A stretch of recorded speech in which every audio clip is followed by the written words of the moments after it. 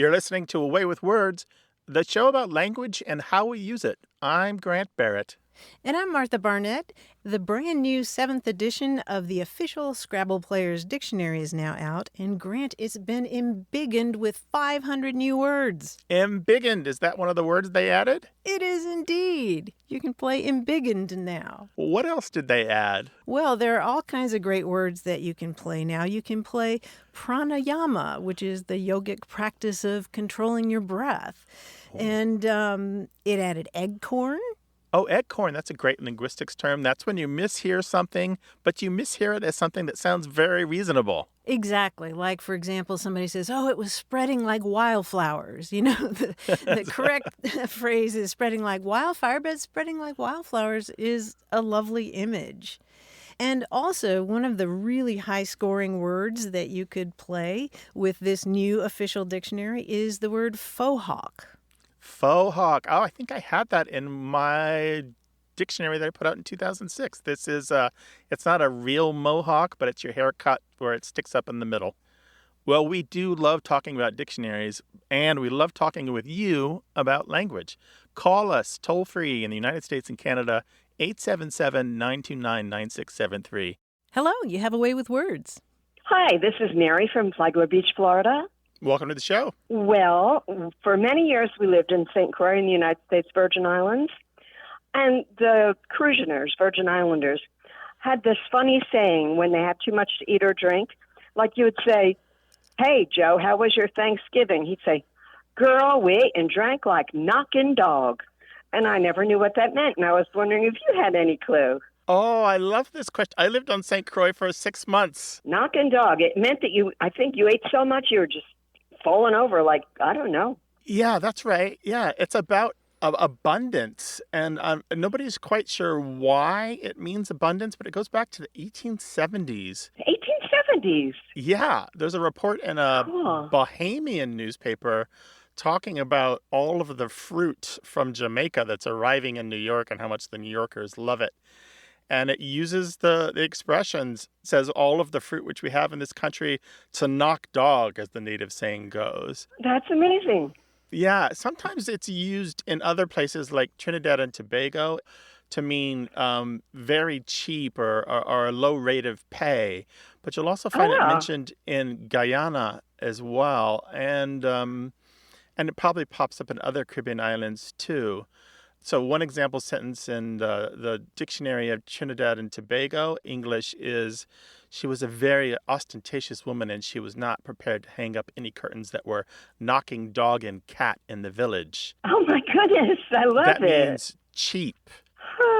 So a lot of times it's just about something that's in excess, or it's just like there's so much of it that it's like almost worthless. No fooling. Oh, that's great. Yeah. Great. It's a strange saying, isn't it? It's very strange. Language is so strange. And, of course, in the Caribbean, it's English, but they have French influence and Dutch influence and people that have settled there. In fact, the U.S. Virgin Islands, there's a lot of Danish influence. Yeah, although there's not as much as there might be for as long as the Danes held St. Croix. Yeah, the Danes bought it in 1900, I think. Yeah, well, I remember when I was in St. Croix, there was a Danish couple that decided to retire there thinking that there would still be some Danish spoken. They did not last very long because there was no Danish spoken. No. That's funny. Oh, well, Mary, I got to say thank you for reminding me of the lovely time I had in St. Croix, which, by the way, is still a lovely place to go. And it is. I'd love to get back again someday. We haven't been in quite a while. Me too. And Mary, we will talk to you again sometime soon. Thank you very much. Okay, thank you for answering that question. Bye, Mary. Bye-bye. Our website is just knockin dog with answers to your language questions. You can find them at waywardradio.org. Or if you've got something new that we haven't touched on yet, you can find tons of ways to reach us at waywardradio.org/contact.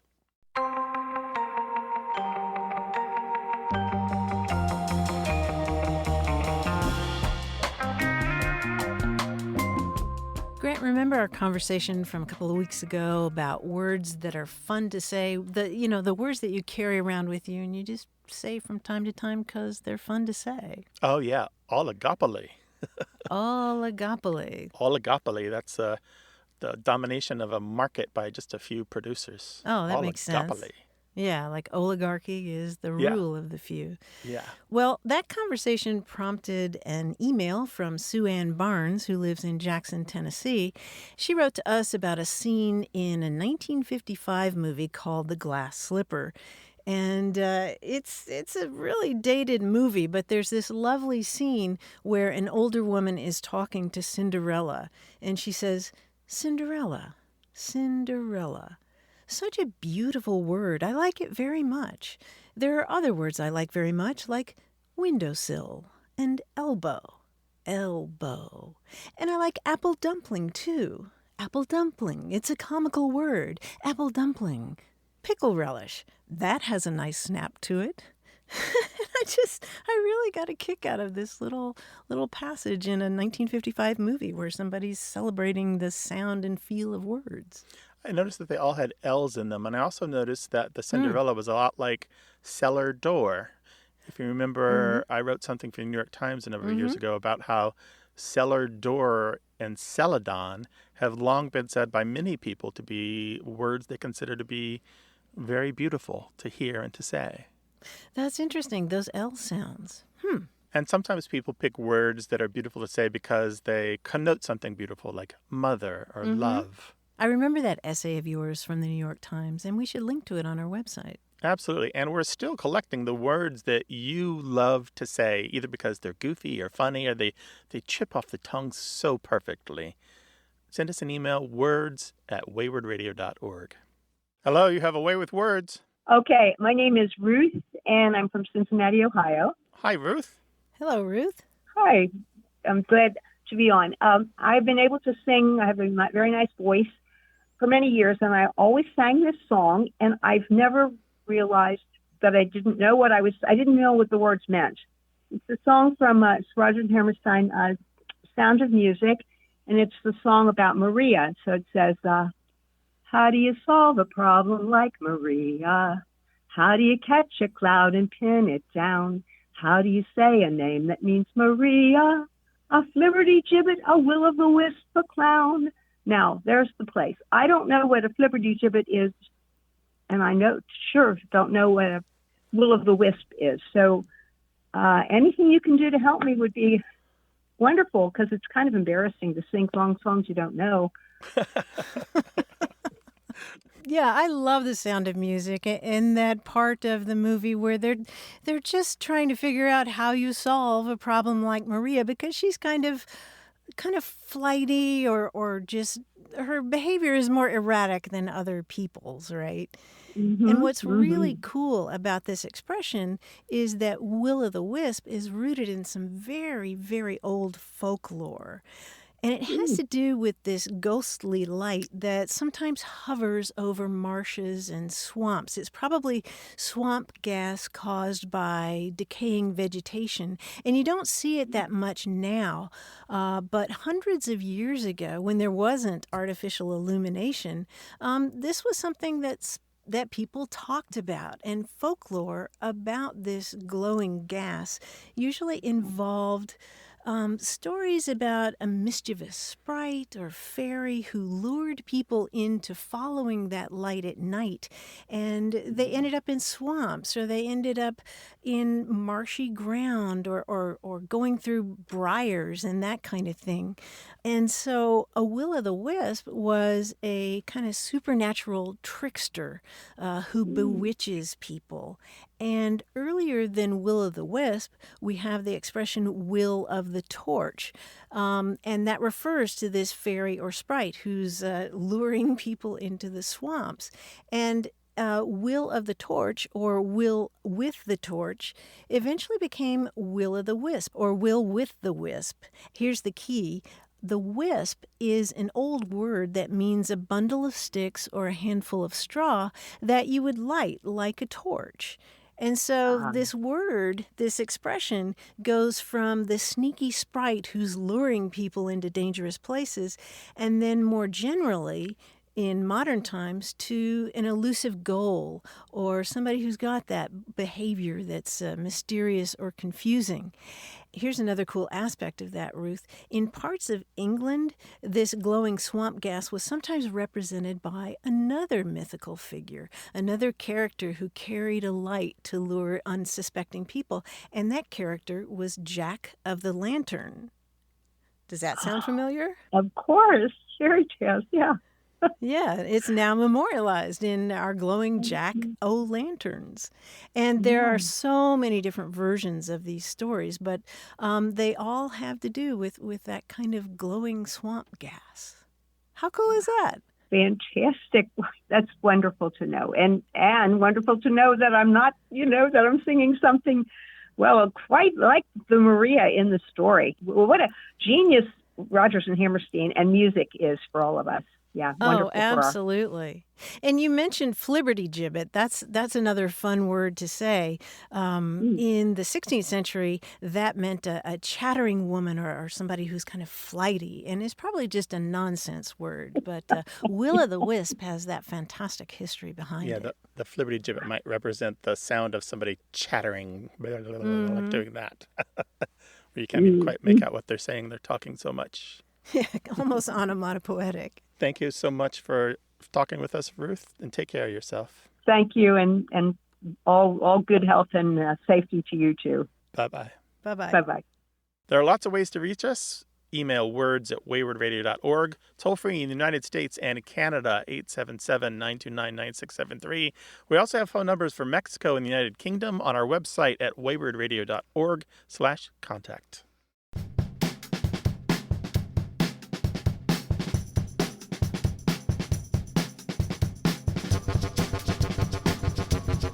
Here's some excellent writing advice from the author Zadie Smith.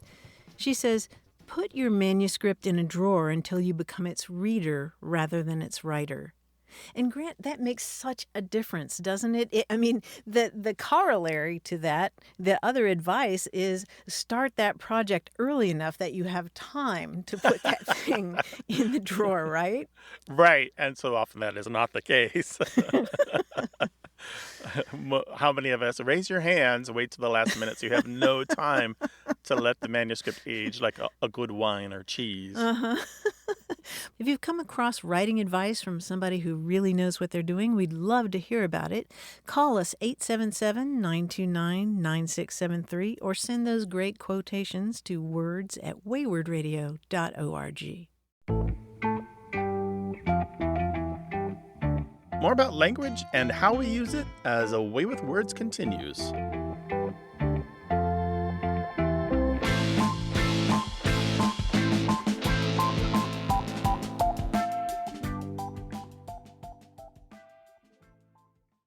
You're listening to A Way with Words, the show about language and how we use it. I'm Martha Barnett. And here he is, that handsome man, our quiz guy, John Chinesky. Hi, John. Hi, Grant. Hi, Martha. You guys look great today. Thank you very much. Yeah.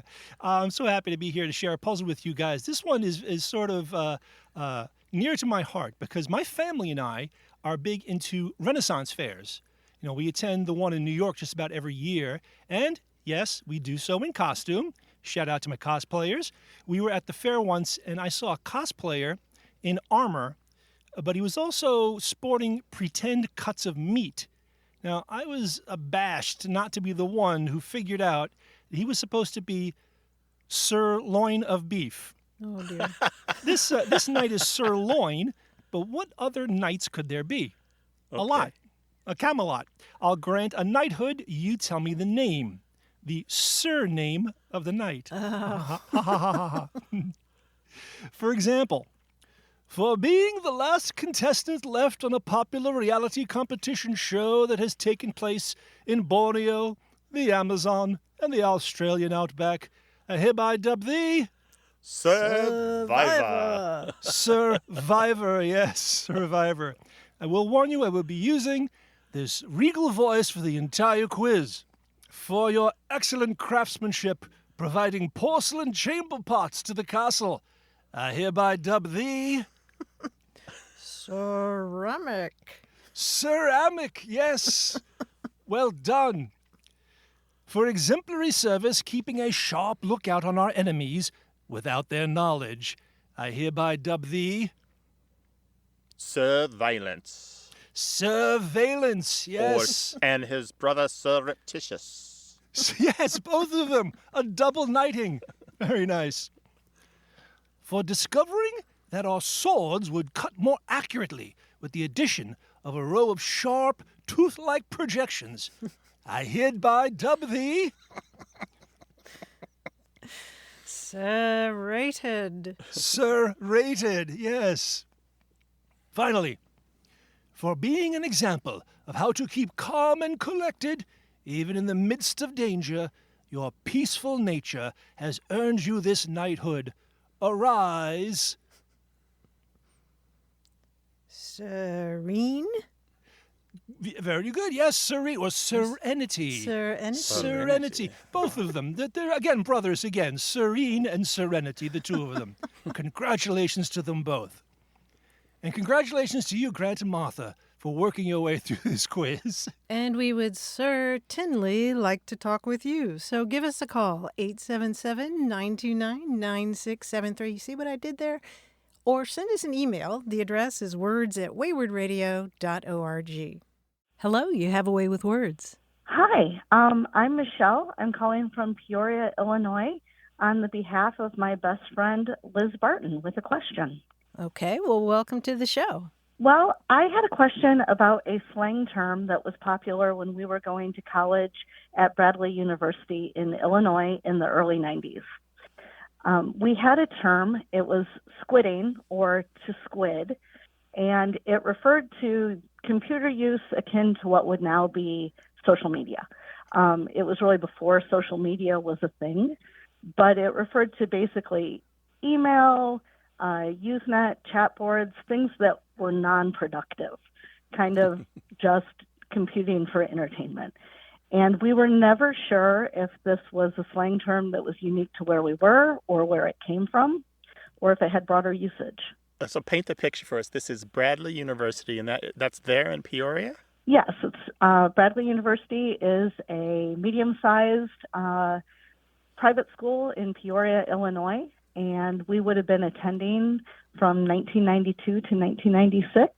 Squidding, so S-Q-U-I-D, like the sea creature with the tentacles. Exactly, the cephalopod. So sea creature with tentacles, and we always thought that might have something to do with it, but we weren't sure. And we also weren't sure if this was a term of art where we were or if it had any broader use. You know what? I think it's just a Bradley University thing. I really do. And don't let that take away anything from it, because I love it, because when the internet was new at all of these places around the country, everybody came up with their own terms until everything settled down, whether it was at a business or a school or even in people's homes. All this new language came out, and there was all this new language until everyone kind of agreed what was going to be what we were going to call these things. So squidding may have stopped at Bradley University, but fortune could have gone differently, and squidding might have become the term that we all use. It just could have happened. Yeah. But from about 1990 to 1996, squid and squidding show up in the student newspaper and the student yearbook, and they confirm your memory. And they refer definitely to spending a lot of time in the computer lab or using email or just being on the computer. Well, that is fantastic to know. We have wondered for roughly 30 years. And, for 30 years, wow. But off and on, the thought has come up in the term. And I kind of wish it had taken off broader than it did, because the tentacle aspect of it seems evocative to me. It sure does. I'm thinking of how my devices sort of reach out and grab me and keep me scrolling. The reason I like what you're saying about squid is because the web metaphor in 1990, when squid first appears in print at Bradley University, well, the web itself didn't exist yet. So we're talking internet pre-web. We're talking IRC, Usenet, profiles attached to FTP accounts, that sort of stuff, maybe even Gopher. And so people might be thinking of a squid with arms as a metaphor for all these systems instead of a web as a metaphor for all these systems. Additionally, there was a lot of early software that was made, and I'm just wondering if there was some a collection of bright people at Bradley who had made some custom software that they called Squid or something similar, and maybe that's why the term caught on there. I haven't been able to find any evidence of that, but I wouldn't be surprised to find if there was a bit of software, the custom software that you could install to put the settings on your personal computer, whatever you needed to connect to the local internet, that was called Squid. I would not be surprised. There was so much out there, and often it did take animal names like a gopher. Or dogpile. Or dogpile. Well, yeah, but that was later. But yeah. In the 1996 issue of the Bradley Scout, and that was the student newspaper, someone credited as Summer has this big piece where they write, "You may be a squid if," it says lines like, "if you've ever skipped class, a meal, a date, or a night's sleep to do something online, or if you've ever taken a class solely to get an email account." And that cracked me up because that was a thing. Like, you didn't automatically get an email account in the early days. No. Sometimes you only got it if you took a comp sci class. That is really funny. And that also confirms my memory that it was used as a noun and a verb. Just a general description of what you were up to. Well, Michelle, I hope this is a good memory for you, and I'm glad that we were able to help. Thank you very much. I appreciate it. It was our pleasure. Take care, please. Thank you.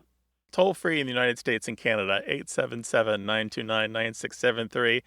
Or you can reach us through email, words@waywardradio.org. Hello, you have a way with words. Hi, this is Colin. I'm from Los Angeles. Hi, Colin. Welcome to the show. What's up? I had a question about assonance. I have a friend she's like a great writer, and she also has like a following on Twitter, and she was telling me that she can like predict which tweets of hers will go viral because they usually have assonance. She was trying to explain to me what it was because I was really struggling with it. And we were playing a game where we would say word combinations back and forth that had assonance in them, but I kept just rhyming words. So like I just can't wrap my head around assonance exactly. I was wondering if you could help me. Colin, what was she tweeting about? What was the topic? Yeah, absolutely. I could read one of the tweets that went viral. Sure. So the tweet's from Helen Kingston, and she's at Kingston Writes. And she says, "Men's midlife crises are intensely boring. They just get an expensive bike and marry a 30-year-old version of the same wife. Whereas women do cool stuff like open owl cafes, retrain as beekeepers, and get PhDs in necromancy."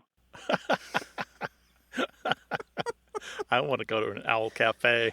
Yeah, that's a good tweet. She has a lot of followers, I guess, though, too. Yeah, and it went viral, she said, because at the end, the words PhD in necromancy was like, I mean, she says that the ones that have assonance have a better chance of going viral. Not that it's like there's a formula for it, but she just noticed that happens. Right. She's talking about the internal vowel sounds of a lot of those words. So assonance, let's just make sure everyone understands the word that we're saying here. It's ASSONANCE, assonance. And it can be like a rhyme, but assonance, like Martha says, is the internal vowels being the same, even if the consonants surrounding them are different. So what's some good assonance, Martha? Do you have some examples here? One of my favorite poems that I had to learn in junior high was The Highwayman by Alfred Noyes. And it talks about the road was a ribbon of moonlight over the purple moor, and the highwayman came riding, riding, riding. The highwayman came riding up to the old inn door. And it's got some alliteration in there, a lot of words that start with the same letter. But it's also got those... the I sound of the highwayman came riding, riding, riding, up to the old inn door, which rhymes with more. So it's almost like, Colin, it's almost like assonance is almost like an imperfect rhyme. So the vowels, can be the same or similar. They don't even have to be exactly the same, but the consonants are different. I see. Yeah. So it's yes, I get that. And that poem's beautiful. There's a line from Emily Dickinson that has some assonance in it. Dear to the moss, known by the knoll, next to the robin in every human soul. So known by the knoll is assonance, but knoll and soul is a rhyme because the ol at the end rhymes. Known and knoll, they start with the same sound, the same, no, but they don't end with the same sound. So that's assonance. And that's the difference there. But it's funny that she gets so many likes. I would suspect that she has a writing community that is sensitive to that.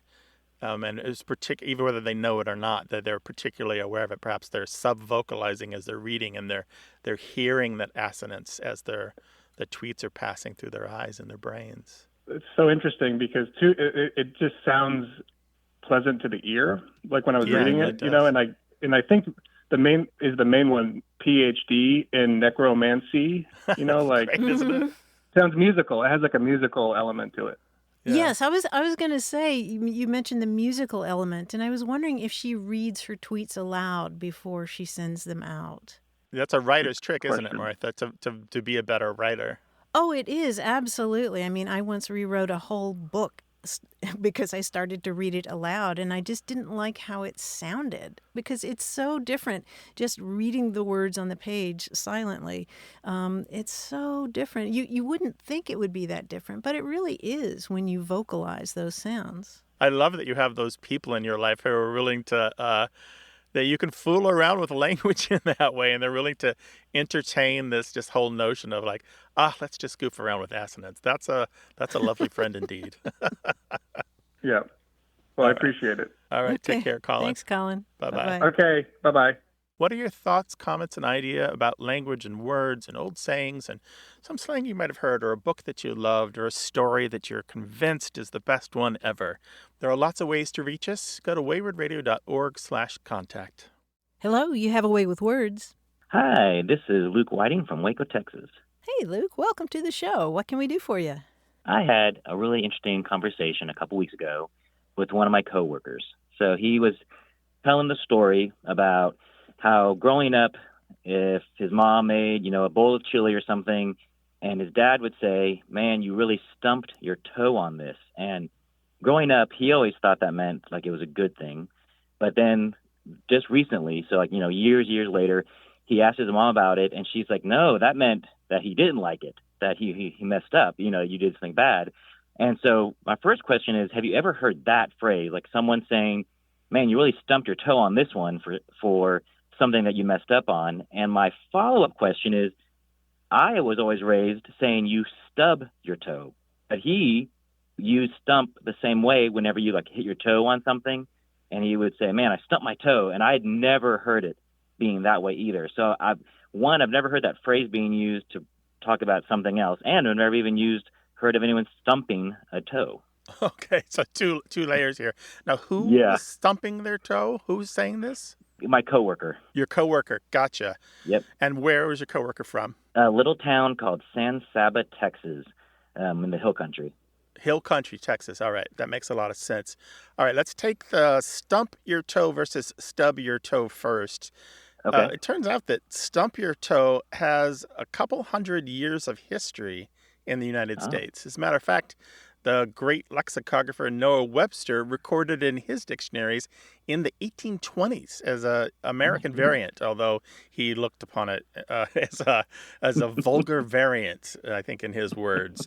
But it's been around for a very long time, and in the American South and in the American South Midlands, that is, those states in the middle of the country which touch the northern part of the U.S. South, you're more likely to hear it. You stump your toe if you are walking in the house at night and you bang your toe on a piece of furniture rather than stub your toe. So it's been around for a very long time, and it's not going to seem strange at all to some folks. Stub your toe is far more common, though, but both are acceptable. Now, as far as being related to how you cook food, it turns out that you're plugging into something that Martha and I talked about on the show not that long ago, which is to put your foot into it. And this means to cook something particularly well. So you might say, "This fish supper is amazing. She really put her foot into it." You ever heard that? Yes, that I have heard. So you're saying that sometimes people will say, you stumped your toe or stubbed your toe to mean that they cooked something not so well. Exactly. Yeah. Like they had somehow, too spicy or too salty. They had somehow messed it up. Yes, that's exactly right. And the metaphor there is because you'll say you're holding the spice container or the salt container, and let's say you kind of trip a little bit in the kitchen and you dash a little bit too much of something into the bowl or into the pot. You added a little bit more by accident, so your food ends up a little too spicy or a little too salty or just not right. Now, occasionally somebody will say you stumped your toe when cooking to mean it turned out unexpectedly well. You did something of a little more, you added a little more of something on accident, but you're not sure what, and it turned out unexpectedly well. You stumbled onto something good there, yeah. Yeah, you're onto something good, but you don't know what you did right. But in any case, it was accidental. So banging your toe, in other words, if you're talking about cooking, could be good or it could be bad, right? Exactly, yeah. But either way, it's still about it's an accidental thing that happened. Your coworker is completely fine with their usage. Okay. Now, it may not be a common usage, but it's acceptable. And would he speak that way, say, in a formal situation?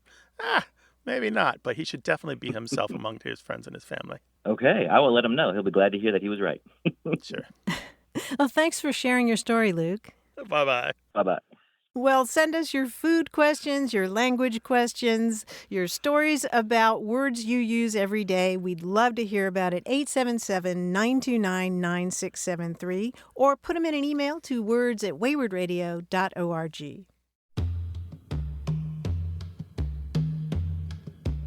A Way with Words is about language seen through family, history, and culture. Stay tuned for more.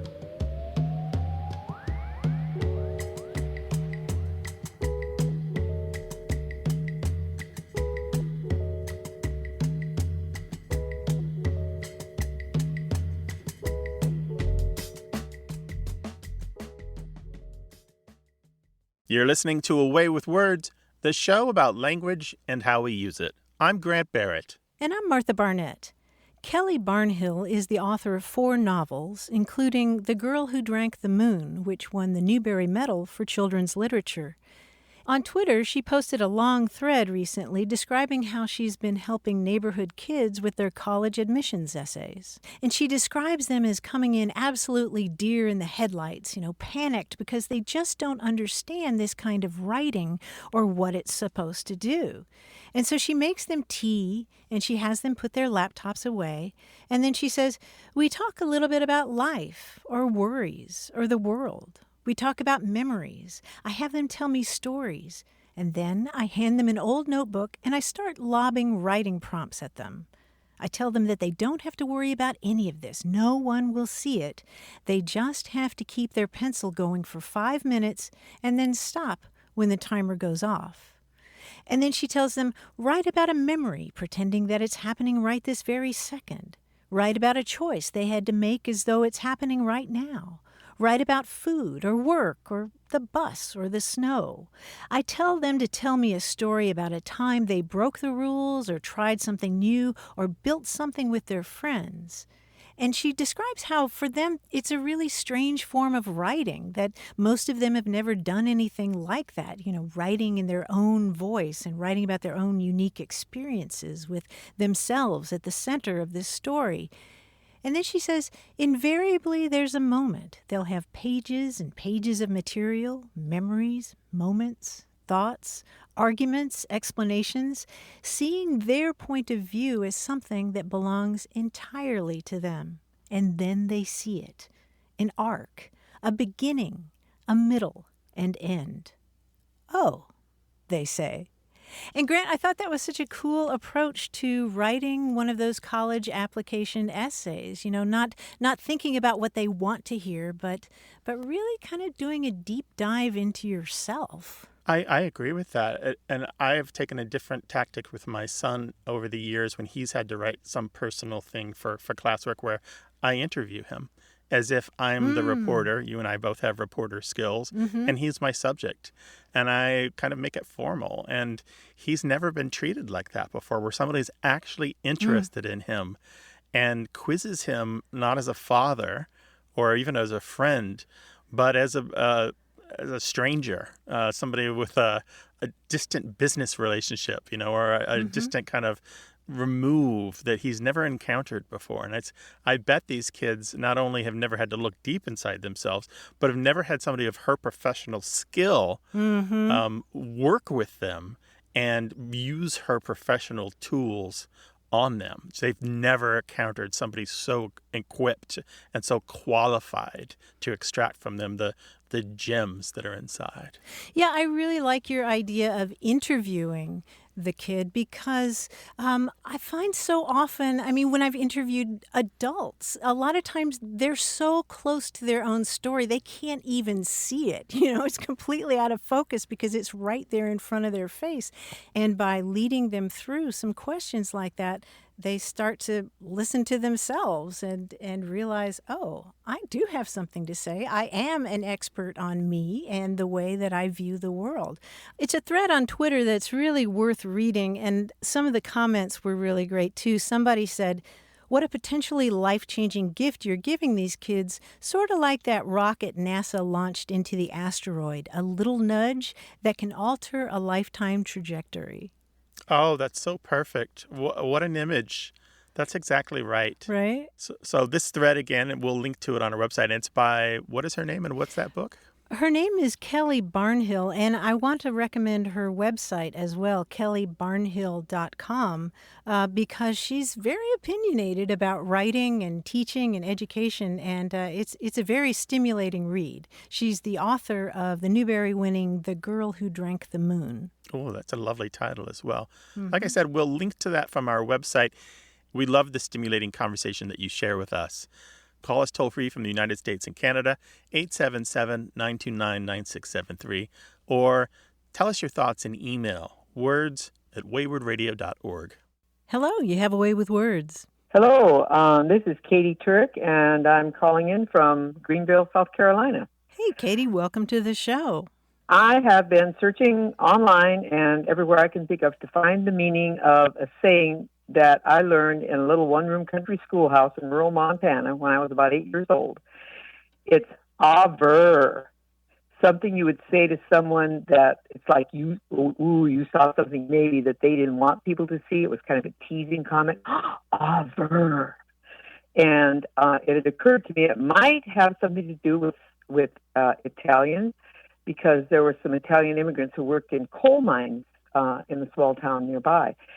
Since it's very similar to Spanish, I know a little Spanish. And a is T-O, meaning to something, and V-E-R in Spanish means see.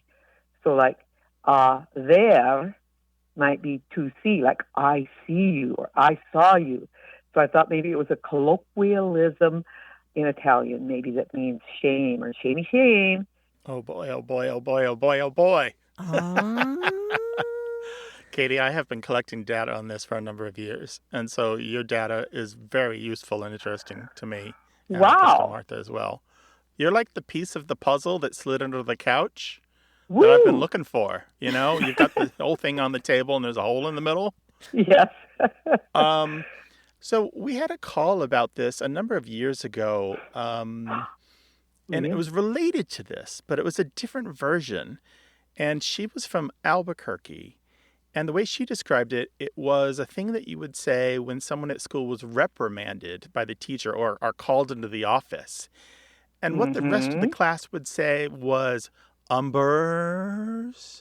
And it's the kind of thing that in the rest of the country, some of the rest of the country, people might say, oh, or And we got so much email and so many voicemails in response to that. Dozens and dozens of people had versions of this.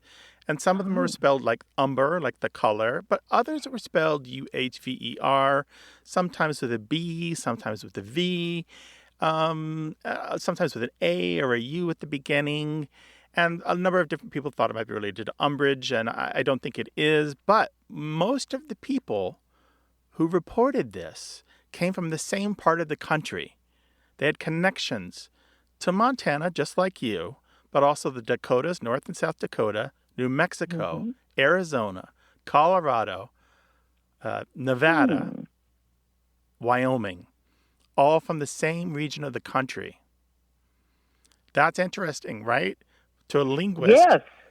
To a sociolinguist, that's very interesting. Well, and especially because those places were populated, at least by Caucasians, we all came from someplace else. As a linguist, I know that before that, there were Spanish speakers. One of the oldest dialects of Spanish spoken in North America is still spoken in Colorado and New Mexico. And it's this long Spanish-speaking tradition. And there's a long tradition of not only these Spanish speakers moving around as families, but as workers, whether it was with cattle or moving for agricultural reasons or what have you, doing work in the mountains or work in the fields and so forth. And I think it isn't Italian. I think you're right that it's Spanish and that it's haver, because there's a Spanish exclamation, haver, that has lots of variations and lots of uses. But many of them have something to do that's something like, let's see, or you're going to find out, or we'll find out, or I'll find out. And I think that's what we're looking at here, is it's a version of the kids all saying, you're going to find out. Basically a way of saying you're going to see what you're going to get, what kind of trouble you're going to get into. Oh. Yeah. That's Martha, what do you think about this? Yeah, that makes sense to me. I mean, haver, to, just see what's happening. Let me see that. I see you. I saw you. Yeah, haver is so colloquial that even I have only 2 books that specialize in interjections in Spanish, and both of them do just kind of a poor job of covering haver, but I can find many, many uses of it in dialogues and fiction and in movie scripts where it seems they approach what we're talking about here. Somebody says, that's not going to happen, and somebody says, haver, it will too, meaning you'll see it will. Yeah. Yep. We have examples of English speakers taking words from other languages and modifying them in such a way that they no longer sound or feel like they come from another language. From Spanish, for example, from Mexican Spanish, people took the word chones, which is slang for underpants, and changed it to choners or chonies. It's not widely used, but some people will know. Or the French word voila. Some people have no idea that that's French, and they spell it W-A-L-A. They don't know that it's French, and they just think it's an weird English word, voila. And that's what happens when a word becomes fully anglicized and fully, naturalized in its new home. Well, let me add one more thing. That little town with the coal mine, it's called Roundup, Montana, where cattle were driven in. So we're looking at possible Spanish herders, too. There we go. Gold star to you today. I'm going to send you a trophy, in fact. That's amazing what you've done. So I'm really pleased to take your call. Oh, thank you so very much. Mystery solved. Okay. Well, I don't know about that, but how about this? It's another book on the shelf and towards the end of this mystery. Okay. All right. All right. Be well. Goodbye. Take care of yourself. Thank you. Bye-bye. Bye-bye. Take care, Katie. Bye-bye. Well, we want to be your student. Tell us something we don't know. Give us a call on the telephone. 877-929-9673 is toll-free in the United States and Canada. Or spill your knowledge in email, words@waywardradio.org.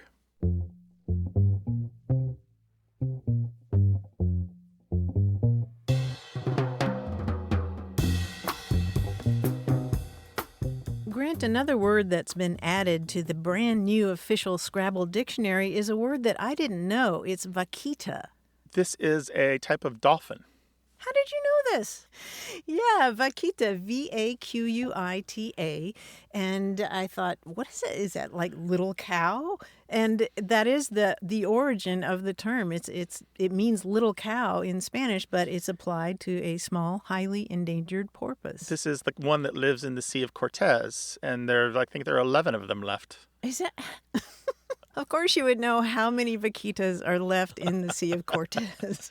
Well, I do have a son who has, for a long time, been interested in not only geography, but in animals. And so you tend to pick up the interest of the people around you. Okay. Well, vaquita is now something that he can play in Scrabble.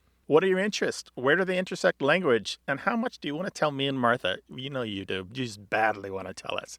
877-929-9673. Hi there. You have a way with words. Hey, Martha. This is Steve. Where are you calling from, Steve? Wilmington, North Carolina. I was born and raised and lived for 4.5 decades in New York City. Not the island of Manhattan nor the island of Staten, but I lived in neighborhoods in the other 3 boroughs. Living in the neighborhoods that I did, I very early on heard about the luck of the Irish. People always talked about it when I was a kid and kept hearing luck of the Irish, and I eventually, fairly young, I read up on the history of Ireland, and it sounded like the luck of the Irish wasn't very good for centuries. Mm-hmm. And so I was wondering how the luck of the Irish originated, where that phrase came from, and I'd rather ask 2 people who sound like they know what they're doing instead of opinionating. Oh, great. Our scam is working.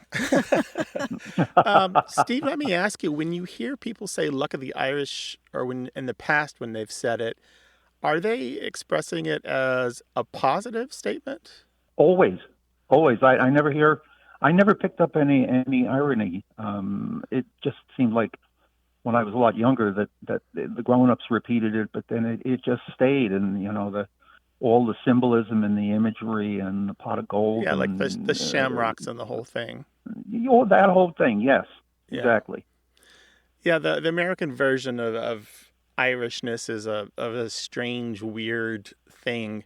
But if we go back to the Irish version of Irishness and talk about Irish luck, or the luck of the Irish, it originated to very bad luck, just as you found, and about the Irish seeming to get the sharp end of the stick so often throughout history, not just the potato famine, but the treatment from the British and the history just did not treat the Irish well.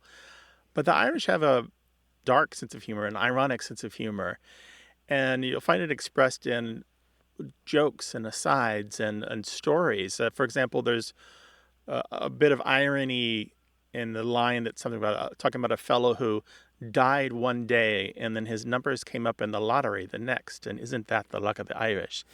It's that kind of ironic luck that often talked about, where you got lucky but it was too late, or you got lucky but it was too soon, or you got lucky but it turned out not to be luck at all, or you thought you were lucky but it wasn't luck, like your father gave you a house but it burned down, right? And then the irony got lost. Over the many years, the irony got lost, and all that was left was the positive notion of the Irish luck. And so it went from bad to ironic to positive. Did that happen in Ireland, or did that happen in the U.S.? Both. Yeah, the Irish in Ireland, the Irish in the U.S., what an overlap there is there. It's this interwoven history, a back and forth that is hard to untangle even at this distance. Well, you're reminding me of some of the Irish Americans that I met during my years in New York City. Now that I hear the way you laid that out, that was terrific. Well, Steve, I think we lucked out with your question. I really appreciate it, because I've always thought of the luck of the Irish as something very positive. Yeah, and it's the way people used it. I'm with you on that. Well, I appreciate your call, Steve. Thank you very much. Thank you both. Bye. Bye-bye. Bye, Steve. That ironic sense of good luck actually being bad and bad luck being good, of course, isn't solely the province of the Irish. There's a sense in Yiddish of Trefein or Mazel, which is luck so good it's unkosher. Well, of course, the Russian have a little different take on it. The version of Irish luck is to be born wearing a shirt, which is you're born so lucky that you're wearing clothes.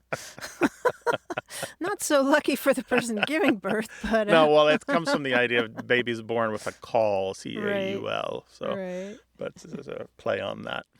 877-929-9673.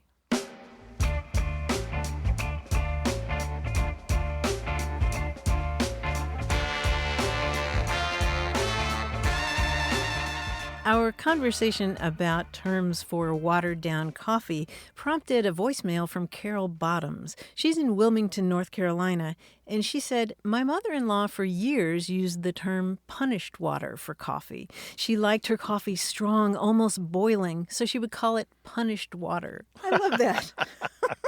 That's a great one. Punish that water and pour it into my cup. 877-929-9673.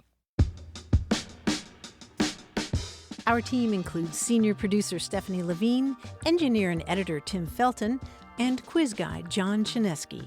We'd love to hear from you, no matter where you are in the world. Go to waywardradio.org/contact. Subscribe to the podcast, hear hundreds of past episodes, and get the newsletter at waywardradio.org. Whenever you have a language story or question, our toll-free line is open in the U.S. and Canada, 1-877-929-9673. Or send your thoughts to words@waywardradio.org. A Way with Words is an independent production of Wayward Inc., a nonprofit supported by listeners and organizations who are changing the way the world talks about language. Special thanks to Michael Breslauer, Josh Eccles, Claire Grotting, Bruce Rogo, Rick Seidenworm, and Betty Willis. Thanks for listening. I'm Martha Barnett. And I'm Grant Barrett. Until next time, goodbye. Bye.